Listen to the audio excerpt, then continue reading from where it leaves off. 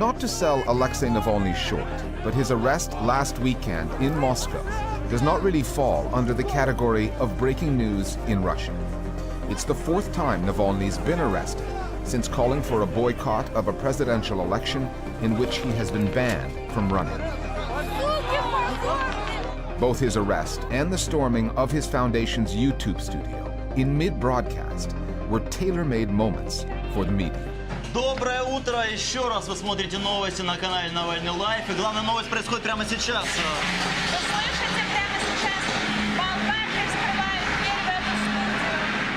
That sound you hear is a chainsaw, the police playing their part in the news spectacle.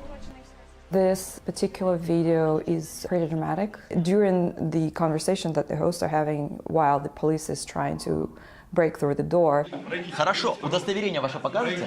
they're calling themselves journalists. But if you're working for a politician and this is a political channel, probably you're not really a journalist. This whole video falls into Alexei Navalny's campaign strategy. He knows if he goes out, he will probably be arrested, and the footage that you saw was done quite professionally. You see two young girls looking at him with admiration as if he were some celebrity. This is an opportunity to mobilize supporters and perhaps acquire new ones. Because if he doesn't produce media events, he will disappear as a politician.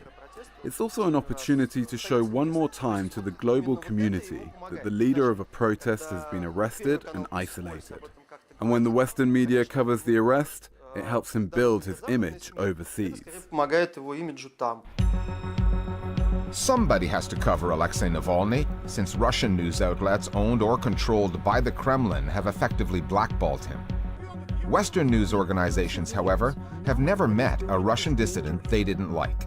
Is it worth your life? Because there is a big target on you, no question.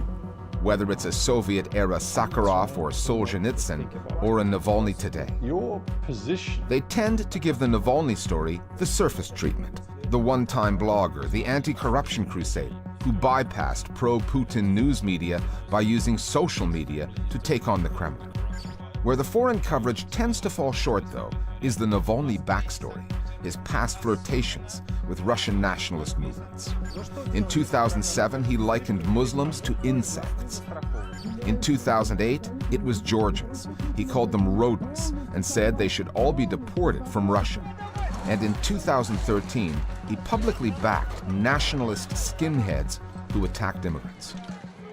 That used to be one of the main points of criticism of Alexei Navalny is his nationalistic ideas, but recently he tried to shift more to mainstream liberal values. So I don't think that Western media didn't notice some nationalistic ideas. They just don't write about this now because he doesn't say anything nationalistic anymore. Navalny's base of support is not in Moscow, it is not in Russia, but it is mostly in the West, among American government officials, among American media, and some European governments that believe that his political activities in Russia benefit them. And that is why in the Western media, Navalny is presented as a martyr, but the reality is that the government in Russia is quite lenient when it comes to Navalny and his supporters. Because even though Vladimir Putin has authoritarian tendencies, his government applies them quite selectively. Politically, that means a dissident like Alexei Navalny gets arrested frequently, but is never locked up for long. The Kremlin takes a similar approach to the news media. Again, it can act in authoritarian ways, but falls somewhere short of being dictatorial. The first thing Vladimir Putin did when he came to power in 2000 was arresting the owner of NTV channel. He obtained control over TV pretty quickly. Then he took control over the biggest internet newspapers like Gazeta.ru, Lenta.ru, but then social networks became very important. And he faced the problem that he cannot just close Facebook. So this is the biggest challenge now for the Kremlin. There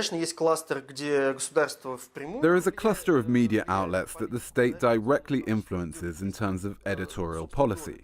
Channel 1 and Vegaterka, for example, both of which are state-owned channels. Then there are media outlets owned by large businesses that are loyal to the state. This includes Channel 5, Izvestia, and REN TV. There is no doubt that there are lists of people like Navalny who are banned from appearing on these channels. And then there are oppositional media, such as Novaya Gazeta, Media Zona, and Meduza, which take the counter position more. And media executives have developed an internal system of values where they self-censor over what kinds of things they can and cannot say. Otherwise, they wouldn't keep their jobs. But still, if you are not a very big informational source, if you have less than 1 million viewers per month, usually they will allow you to exist. There's a reason for that. Vladimir Putin understands that he does not need to control all of the Russian news media, just the bulk of it, the major players. Which is why, for the most part, the Kremlin leaves newspapers alone, knowing that print journalism is nowhere near as influential as television. And by tolerating the existence of an independently minded radio station like Echo Moscow, or a relatively small critical television outlet, Dozhd, there is just enough media plurality in Russia for the government's defenders to say things like this. Contrary to popular Western opinion, not all media in Russia support government positions. There are opposition magazines and newspapers.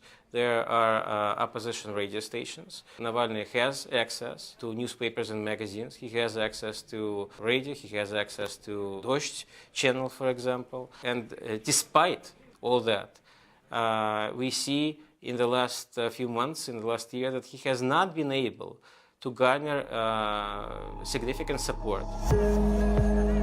With Alexei Navalny effectively neutralized, that clears the way for Russian mainstream media outlets to focus on the job at hand, which is casting Vladimir Putin, the president who stood up to the West during the showdown over Ukraine, as the savior that Russia and Russians need.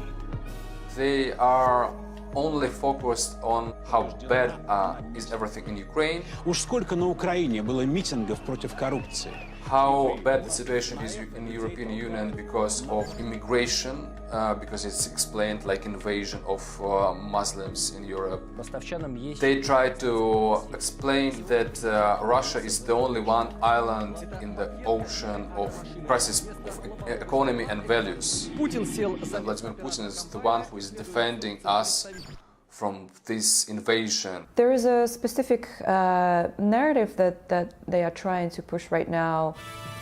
There is this documentary about Putin restoring an ancient monastery in Valaam in the northern part of Russia. Герой. Образец для подражания. Верующий президент, атакующий сильно. And the message of this story is to try to combine some sort of religious narrative and Putin's ability to restore justice, to bring order, and to show him as this national savior. So that sort of religious sentiment that plays here is something that the Kremlin is trying to exploit. That added religious element suggests that after all these years, Russian news outlets are still managing to find new ways to showcase Vladimir Putin. As far as most of the mainstream media are concerned, this story is about a national savior, he who must not be questioned, against a flawed outsider, he who must not be mentioned. It's no contest, and that's just how the Kremlin likes it.